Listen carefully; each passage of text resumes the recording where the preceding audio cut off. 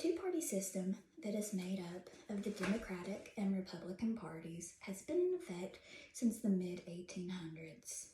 Millard Fillmore, the 13th President of the United States, who served from 1850 to 1853, was actually the last president to have not been associated with either of our two major parties of today. He was a Whig Party candidate. These two parties, the Democratic and Republican parties, do not represent all Americans. There has been a rise in third-party votes in recent years. However, we still don't see as many third-party candidates, especially down the ballot.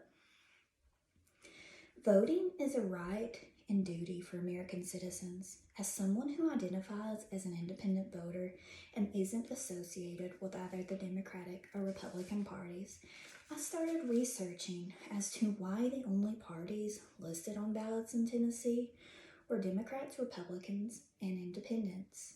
There is actually a reason why we don't see any of the minor parties listed on the ballots here in Tennessee. And we have the power to advocate for changing this. Nationally, in 2016, we saw a little over 5% of the national popular vote for president to go to minor party candidates.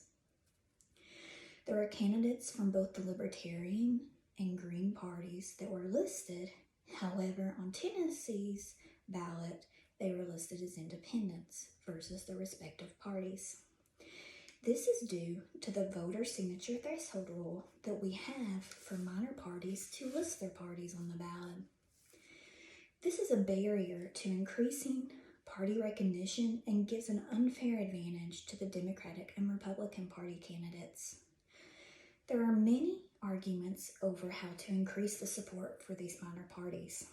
In Tennessee specifically, I would argue that the starting point would be to overturn the barrier of requiring 2.5% of whatever the gubernatorial votes were in the last election for a third-party candidate to list their party on a ballot. Now, while 2.5% may not sound like very much, it adds up to thousands and thousands of voters. Last year, in 2020, House Bill 2580 was a bill introduced to the Tennessee legislature that proposed lowering the voter signature threshold. However, it died in chamber later. As citizens, we need to advocate for this change and garner the support needed to make it happen.